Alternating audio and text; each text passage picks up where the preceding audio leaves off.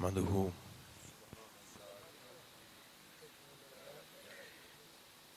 ونصلي ونسلم على سيدنا حبيبنا وشفيعنا مولانا وملجأنا ومأوانا محمد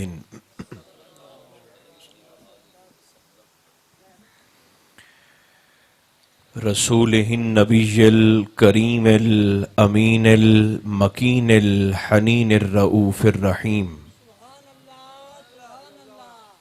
وعلى آله الطيبين الطاهرين وعلى صحبه أجمعين أما بعد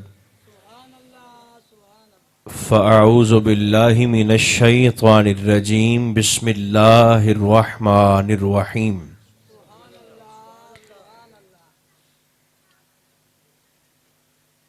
ان الدین عند اللہ الاسلام صدق اللہ مولانا العظیم۔ محبت اجازت دے تو سبھی احباب پورے خلوص کے ساتھ درود و سلام پڑھیے۔ الصلاۃ والسلام علیک یا رسول اللہ، الصلاۃ والسلام علیک یا حبیب اللہ، الصلاۃ والسلام علیک یا رحمۃ للعالمین وعلی آلک و اصحابک سیدی یا شفیع المذنبین۔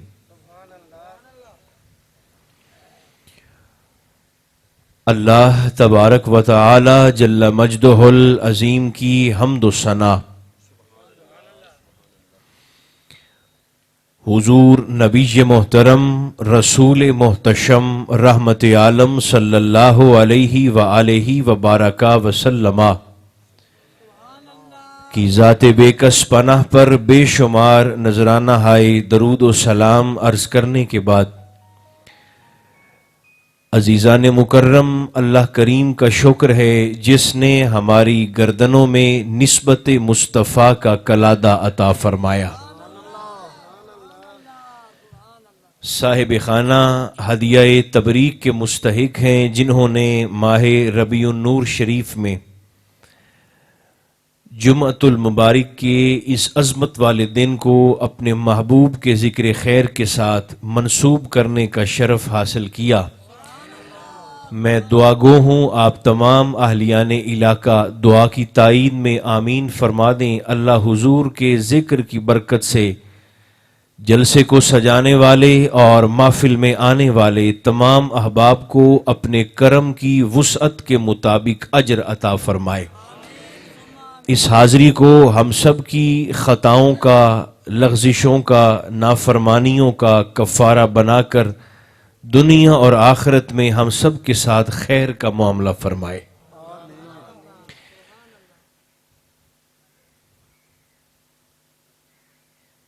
دین اسلام عزت افزائی کو پسند کرتا ہے۔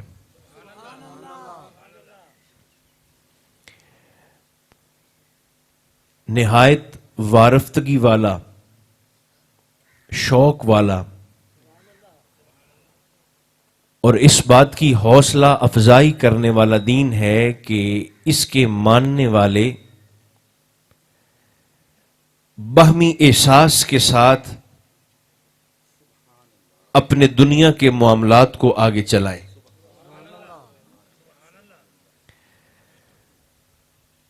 اس کے لیے انہیں شکر کا سہارا لینا پڑے تو اختیار کریں، اور اگر کہیں صبر کا سہارا لینا پڑے تو بھی اختیار کریں۔ چونکہ بندہ مومن کے پاس دو راستے ہوتے ہیں، نعمت مل جائے تو شکر ہے، نعمت چھین جائے تو صبر ہے۔ شکوے کا تیسرا راستہ مومن کے پاس نہیں ہوتا۔ حتیٰ کہ ہم سیرت الرسول کا مطالعہ کریں یا آقا علیہ السلام سے پہلے تمام انبیاء کی، تمام رسول اعظام کی مقدس سیر کا مطالعہ کریں تو ہمیں ان کی حیات طیبہ سے ایک ہی سبق ملتا ہے، اور وہ یہ کہ اگر کبھی اللہ کی طرف سے کوئی امتحان یا کوئی آزمائش آئی ہے تو انہوں نے بڑی ثابت قدمی کے ساتھ، بڑے حوصلے کے ساتھ، بڑے صبر کے ساتھ اور بڑی جرت کے ساتھ اس آزمائش کا مقابلہ کیا ہے۔ دیکھیں، میدان کربلا میں تلوار کا تلوار سے مقابلہ نہیں تھا، میدان کربلا میں تیر کا تیر کے ساتھ یا نیزے کا نیزے کے ساتھ مقابلہ نہیں تھا، میدان کربلا میں مقابلہ تھا ظلم کا صبر کے ساتھ۔ یہ جس مصطفیٰ کے ذکر میلاد میں اس وقت میں اور آپ موجود ہیں، یہ سرکار کی سیرت طیبہ کا بڑا روشن پہلو ہے۔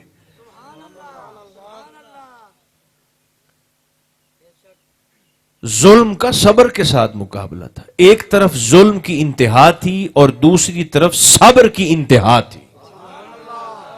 اس کا نتیجہ کیا حکمت والا نکلا، ظلم نکارے بجانے کے باوجود ہار گیا اور صبر کٹ جانے کے باوجود جیت گیا۔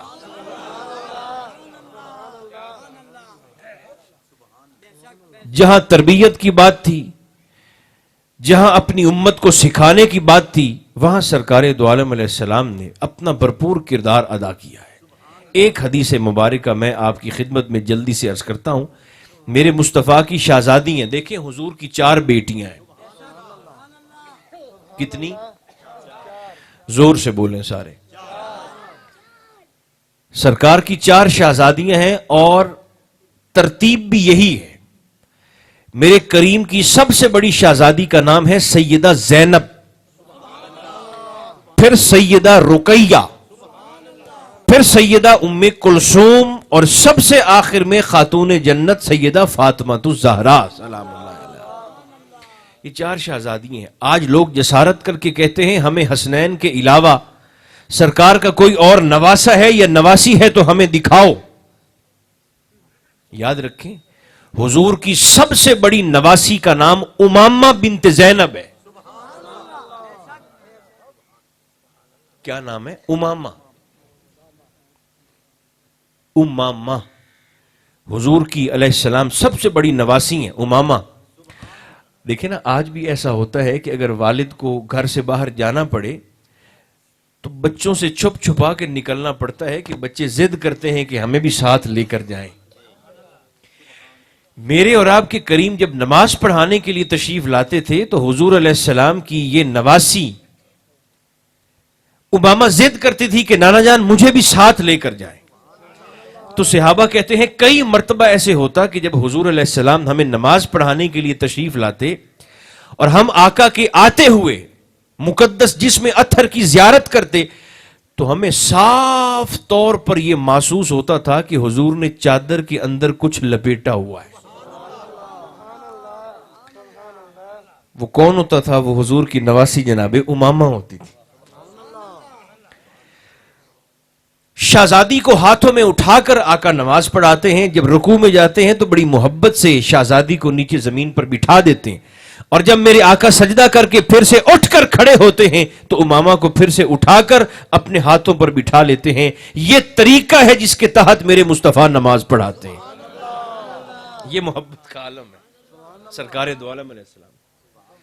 بلکہ ایک مرتبہ حدیث پاک میں آتا ہے حضور علیہ السلام کی بارگاہ میں کسی شخص نے قیمتی موتیوں کا ہار پیش کیا، آقا وہ ہار لے کر گھر تشریف لائے اور پورے گھر میں اعلان کر دیا، سرکار نے فرمایا یہ ہار میں اس کو دوں گا جو مجھے سب سے زیادہ پیاری ہے۔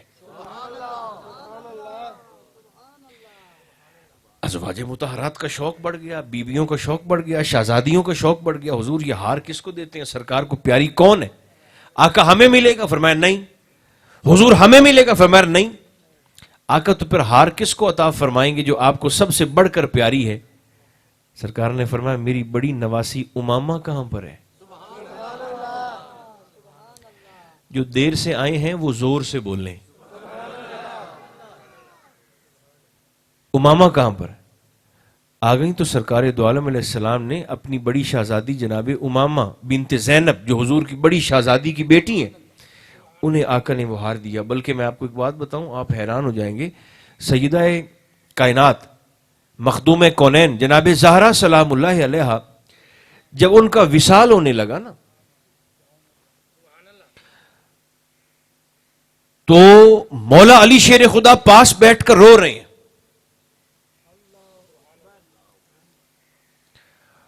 اور آپ کہہ رہے ہیں کہ فاطمہ آپ جا رہی ہیں.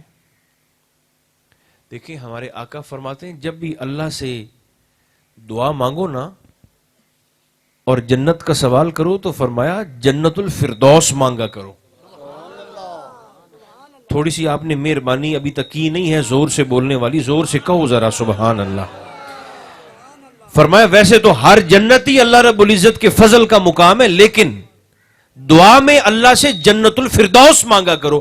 صحابہ نے عرض کیا حضور وجہ کیا ہے؟ فرمایا اس لیے کہ ہر جنت کی چھت اس سے اوپر والی جنت کا فرش ہوتا ہے, مگر فرمایا جنت الفردوس وہ جنت ہے جس کی چھت اللہ کا عرش ہے. یعنی فردوس سے اوپر پھر اللہ کا عرش ہے, اور عرش پر اللہ کے انوار ہیں. ہرکل کا نام آپ نے سنا ہوگا, ہرکل بادشاہ تھا. اس نے نا حضور علیہ السلام کی بارگاہ میں خط لکھا, جو بڑے محبت سے سن رہے ہیں یہ میں ان کو سنا رہا ہوں. اس نے ایسے خط لکھ کر نا سرکار کی بارگاہ میں روانہ کیا. آج صاحب اچھا اس کے سوال پہ ذرا دھیان کریں. ہرکل نے حضور سے سوال یہ کیا کہ آپ کا قرآن کہتا ہے کہ اللہ کی جنت آسمانوں اور زمینوں کے برابر ہے. پہلے سوال کو سمجھ لیں تو پھر جواب کا مزہ بھی آئے گا. پہلے سوال سمجھیں ذرا. سائنس کتنی ترقی کر گئی ہے مگر آج تک یہ نہیں پتا چل سکا کہ آسمان کا دوسرا کنارہ کہاں پر ہے. کسی کو نہیں پتا چلا آج تک. دیکھو نا کچھ گلاں ایسیاں ہوندی ہیں جیڑیاں صرف قدرت نو زیب دیندی ہیں, اللہ کو زیب دیتی ہیں. اس کی بنائی چیز اور ہوتی ہے اور اس کی دی ہوئی عقل سے انسان کی بنائی ہوئی چیز اور ہوتی ہے. مثلا میں آپ کو مثال دیتا ہوں, انسان نے 100 ڈبوں پر مشتمل ٹرین بنا لی ہے, چیونٹی نہیں بنا سکا. تھوڑی جی ہمت کر دے نہیں ہو. اچھا اے آپ کیتی کرو, آکھن دی لوڑ کیوں پمدی ہے. میں نے 100 ڈبوں پر مشتمل انسان نے 100 ڈبوں پر مشتمل, میری بات کو سمجھے میں کیا عرض کر رہا ہوں, ادھر دیکھیں میری طرف. ٹرین بنا لی ہے, اب تو میٹرو ٹرین کیا اور بلٹ ٹرین کیا اور پتہ نہیں کیا کیا ایجادات ہو چکی. 100 ڈبوں پر مشتمل انسان نے ریل گاڑی بنا لی ہے, چیونٹی نہیں بنا سکا. سینکڑوں واٹ کے بلب اور ٹیوب لائٹس اور راڈ بنا لی ہیں انسان نے, پورے پورے اسٹیڈیم کو روشن کر دیتے ہیں, چھوٹا سا جگنو نہیں بنا سکا. 2-2 ہزار 3-3 ہزار لوگوں کو بٹھا کر پرواز کر کے لے جانے والے کئی بڑے بڑے جہاز بنا لیے ہیں, چھوٹی سی تتلی نہیں بنا سکا.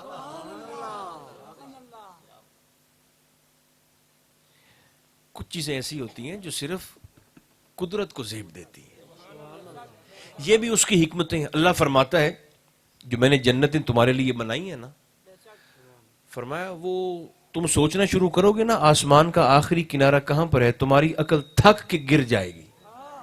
آسمان کا کنارہ نہیں ملے گا. ساری کائنات زمین اور آسمان کی وسعت کے برابر, یہ ذرا سمجھیں سوال. جنت ہے جنت. اب ہرکل نے سوال لکھ کر حضور کی خدمت میں ہائی صاحب بھیجا. اس نے کہا کہ آپ کا قرآن کہتا ہے کہ اللہ کی جنت ساری کائنات کے پھیلاؤ کے برابر ہے. اگر اس ساری کائنات کے برابر صرف جنت ہی جنت ہے تو پھر جہنم کہاں پر ہے؟ سوال کو سمجھے ذرا. یہ ہر چونکہ بادشاہ تھا, زیرک تھا, سمجھدار تھا, اس نے حضور کی بارگاہ میں سوال لکھ کے بھیجا. یہ ساری کائنات دے برابر جنت ہی جنت ہے تے 7 جنت ہیں. کتنیاں؟ 7. تے ساری کائنات دے برابر ہی جنت ہے، آسمان و زمین دے پھیلاؤ دے برابر تھا، جہنم کی تھے۔ وہ خط جب ایلچی لے کر حضور کی بارگاہ میں آیا نا، ایسے سرکار کے قریبی سیدنا فاروق اعظم رضی اللہ تعالی عنہ وردہ آپ بیٹھے ہوئے تھے۔ حضور نے اسے خط پڑھا اور خط پڑھ کر نا حضور نے مسکرا کے ایسے سرکار عمر کو دے دیا، اور اس ایلچی سے مخاطب ہو کر کیا یک سطری شاندار جواب میرے آقا نے دیا۔ سرکار نے مخاطب ہو کر فرمایا، تیرا بادشاہ پوچھتا ہے کہ اس کائنات کے برابر اگر جنت ہے تو پھر جہنم کہاں پر ہے؟ اسے جا کر کہنا میری طرف سے کہ ساری کائنات کے رسول کہتے تھے کہ جب دن ہوتا ہے تو رات کہاں جاتی ہے؟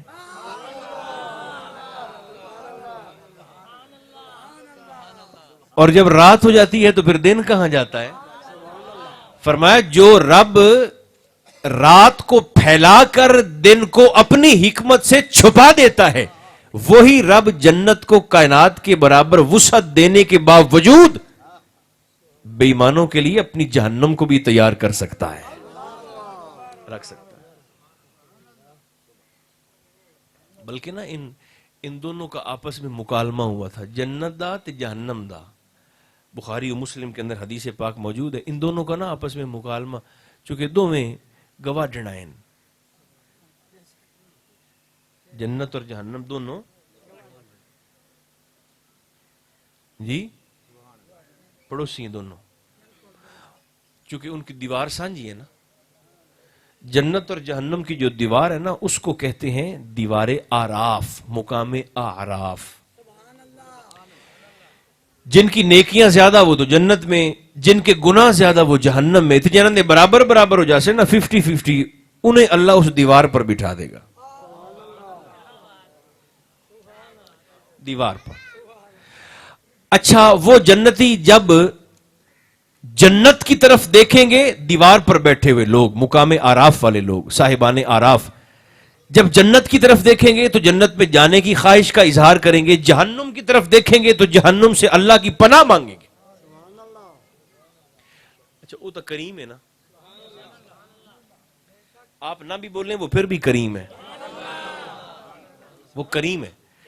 بالآخر نا وہ ایک دن فرشتوں سے کہے گا کہ جا کر ذرا یہ آراف والوں سے پوچھو تو صحیح، یہ قد دے اتے بیٹھے ہیں کہ ادھر کیا دیکھتے ہیں ادھر کیا دیکھتے ہیں۔ فرشتے آئیں گے، وہ کہیں گے بھی کیا دیکھتے ہو؟ اللہ فرماتا ہے، وہ کہیں گے ہم جب جنت کو دیکھتے ہیں نا تو سارا دل کر دے بیسا ادے جا بھی ہے، اور جب جہنم کو دیکھتے ہیں تو پھر ہمارا دل چاہتا ہے کہ ہم جہنم سے اللہ کی پناہ مانگیں، پناہ مانگیں، ادھر ہم نہیں جانا چاہتے۔ کیا چاہتے ہو؟ مولا ادھر جانا چاہتے ہیں۔ بالآخر سرکار فرماتے ہیں بالآخر اللہ کریم اپنے فضل سے، اپنے فضل سے، وہ جو دیوار پر بیٹھے ہوں گے نا، ان کو بھی اللہ کریم اپنے کرم سے، اپنے فضل سے بالآخر داخل جنت فرما دے گا۔ ایک میری بات یاد رکھیں گے آپ، میں آپ کو حدیث پاک سناؤں، میرے نبی نے غریبوں سے بڑا پیار کیا ہے سرکار نے۔ اچھا، یہ جو ہماری محافل ہوتی ہیں نا، اب توجہ کر لیں، پھر میں آپ کو سناتا ہوں یہ والی۔ یہ رسم نہیں ہوتی، رسم، کیونکہ رسموں کے ادا کرنے پہ جنت نہیں ملتی،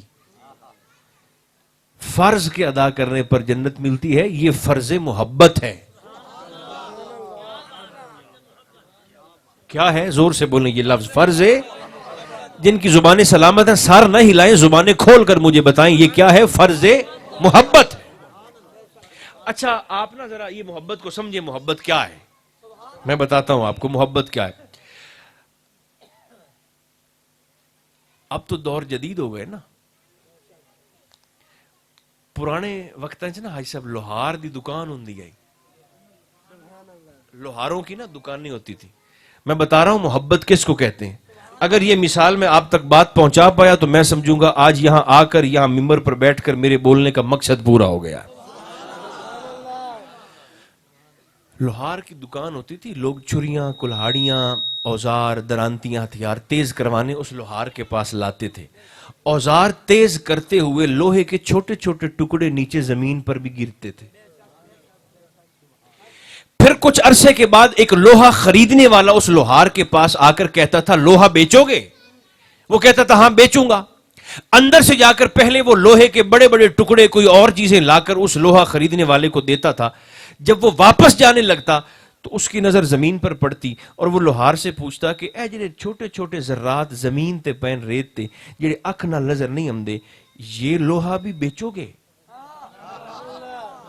बता रहा हूं मोहब्बत किसको कहते हैं। बोलने वालों से मेरा खिताब है, सोचने वालों से नहीं है। ये भी बेचोगे? वो कहता था हां जी ये भी बेचेंगे। अच्छा, वो लोहे के छोटे छोटे जर्रात जो मट्टी के साथ मिलके मट्टी जैसे हो गए थे, जो आंख से नजर ही नहीं आते, उन्हें वो लोहा खरीदने वाला हाथ से नहीं उठाता था, थैला खोलकर अंदर से मकनातीस निकालता था।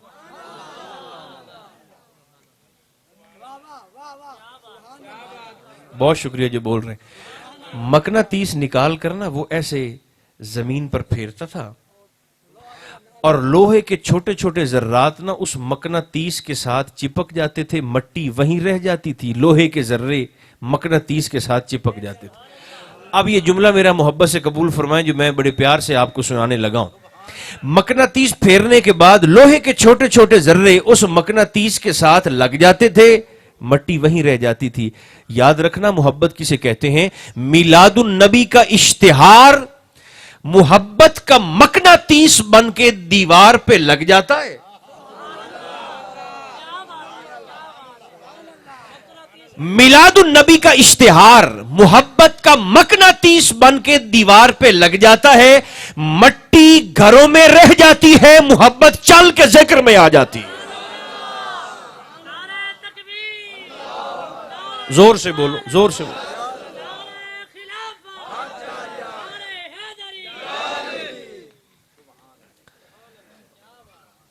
ये फर्ज मोहब्बत। हम उनसे मांगते हैं जो रब के सिवा किसी से नहीं मांगते। हम उनसे सवाल करते हैं जो किसी से सवाल नहीं करते। हमने उनसे कुरान लिया है जिन्होंने किसी से सीख कर कुरान नहीं पढ़ा। हमने उनसे शरीयत ली है जो पाबंदे शरीयत नहीं, वो जैसा करते जाते हैं शरीयत बनती जाती है।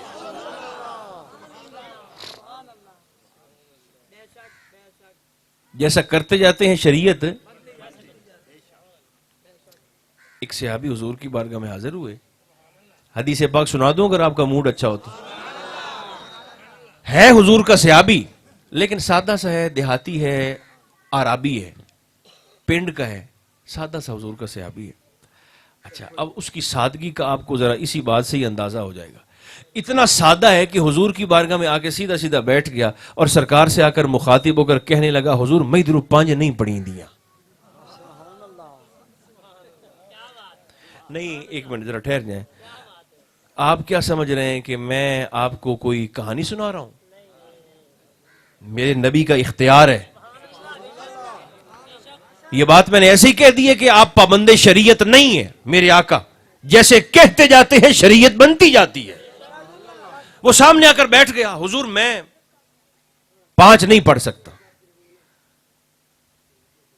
नबी बेइख्तियार हो गया ना, खुदा पनाता। आखिर मैं आप 6 बैठा पढ़ना, तू क्यों नहीं पढ़ने पर? तहज्जुद भी हुजूर ते फर्ज आई। जोर से बोलो तो सही ना। नमाज तहज्जुद भी हुजूर पे फर्ज थी। तो सरकार ने तो नहीं फरमाया भाई तू कोई निकाह दा तलाक दी गल पूछ ले कि जनाजे दी गल पूछ ले, मैं दस देना।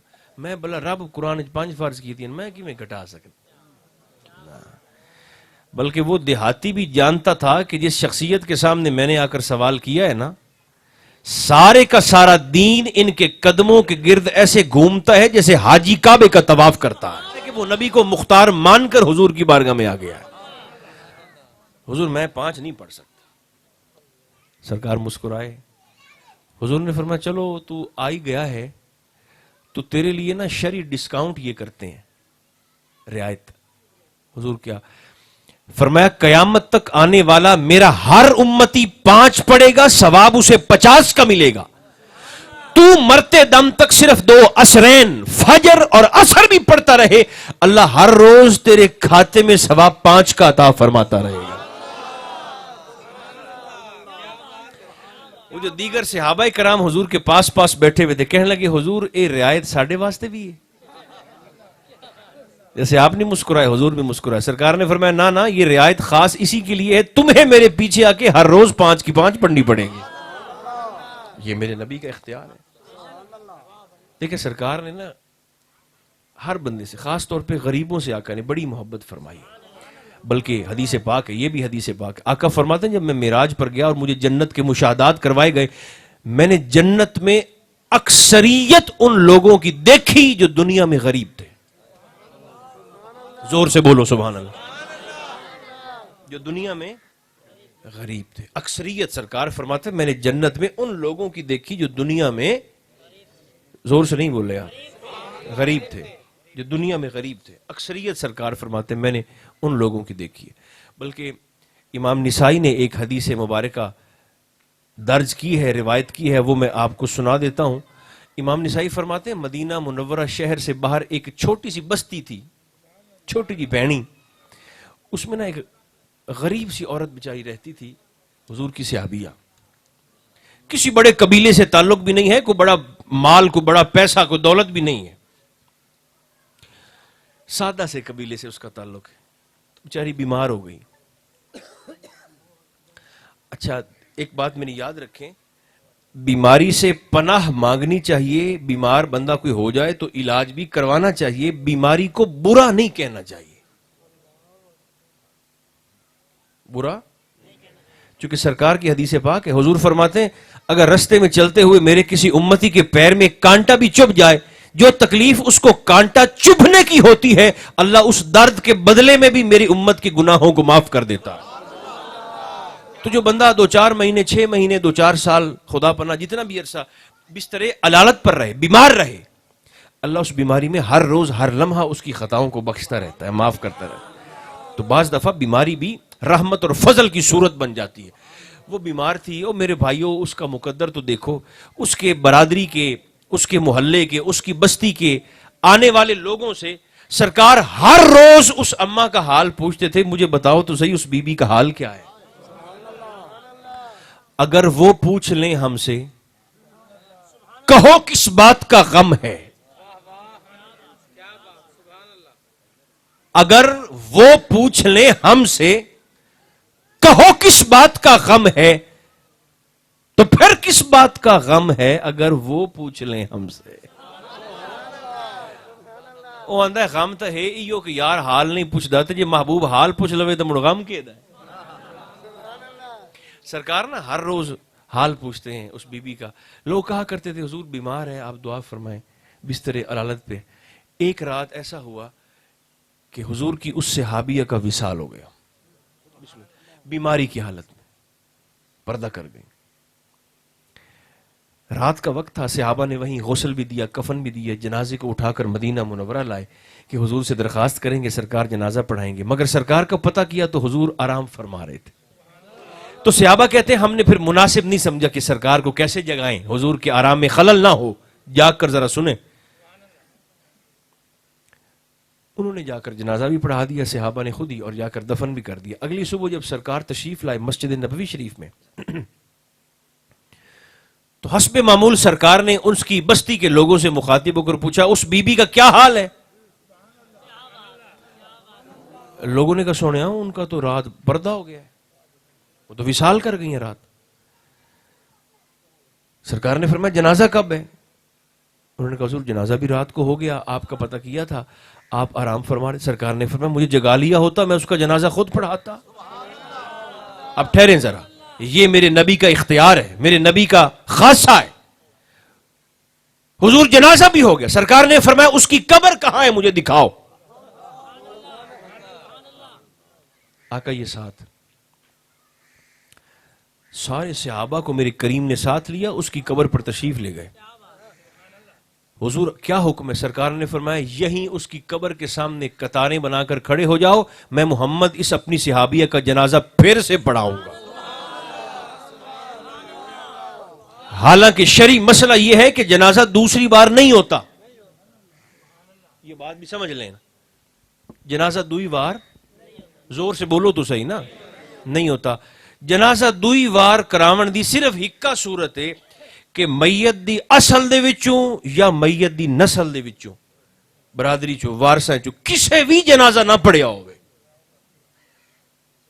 اگر کسے بھی جنازہ نہ پڑھیا ہوئے میت دی برادری چوں پوتریں چوں دوتریں چوں بھتریاں چوں بڑیاں چوں اولاد چوں وارثاں برادری پوری سمجھ آ گئی نا، کسے بھی نہ پڑھیا ہوئے نا تو دوسرے لوگاں پڑھ لے ہوئے کسی اور شہر چ، تو اس صورت میں میت کا جنازہ دوبارہ ہو سکتا ہے، لیکن اگر کسی ایک بندے نے بھی پڑھ لیا ہے تو فرض کفایہ ہے، پھر اس کا دعا ہو سکتی ہے، اس کے لیے فاتحہ خوانی ہو سکتی ہے، ایصال ثواب ہو سکتا ہے، مگر اس کا جنازہ دوبارہ زور سے بولیں نہیں ہو سکتا۔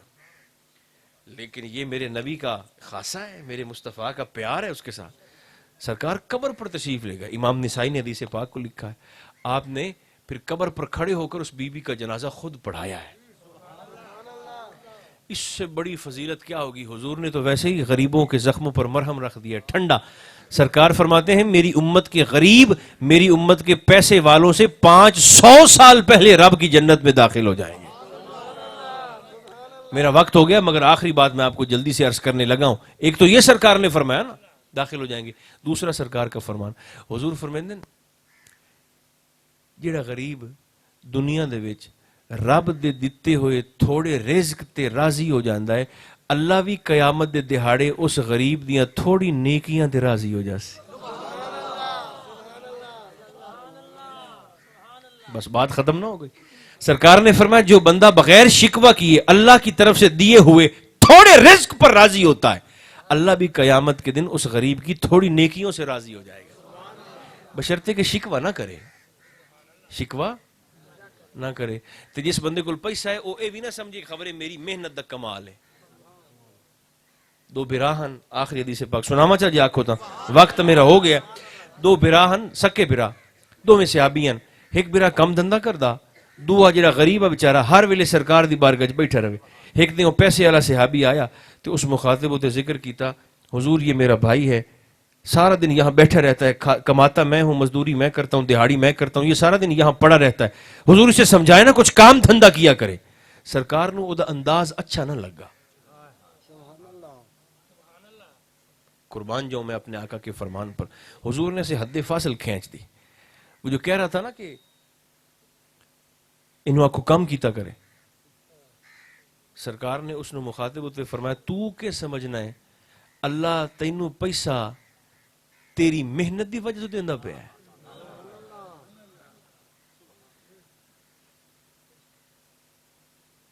سر اٹھائیں، فرمایا اللہ اگر تجھے رزق دے رہا ہے تو تیرے اسی غریب بھائی کا صدقہ تجھے دے رہا ہے۔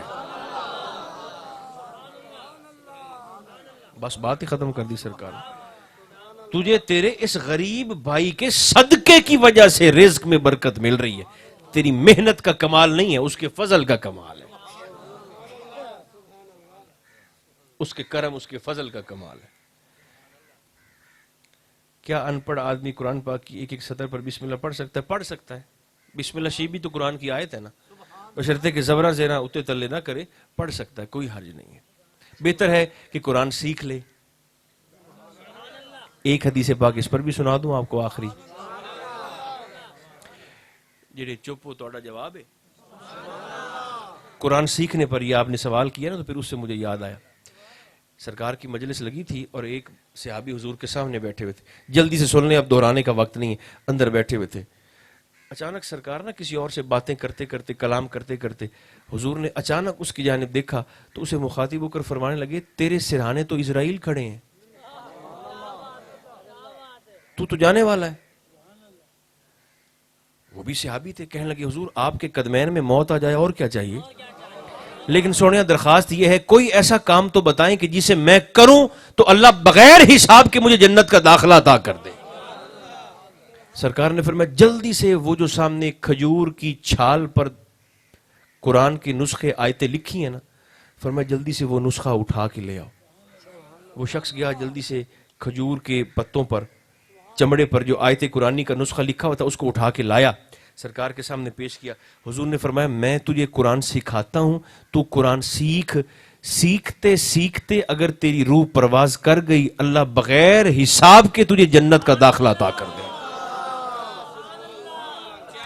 اللہ ہمیں توفیق عطا فرمائے۔ کثرت سے حضور کی ذات پاک پر درود و سلام۔ مولا علی شیر خدا فرماتے ہیں اگر کسی بدصورت بچے کو مسلسل درود پڑھایا جائے اللہ اسے خوبصورت فرما دیتا ہے۔ اللہ ہمیں توفیق عطا فرمائے۔ صلی اللہ تعالی علی خیر خلقہ محمد و آلہ و اصحابہ اجمعین۔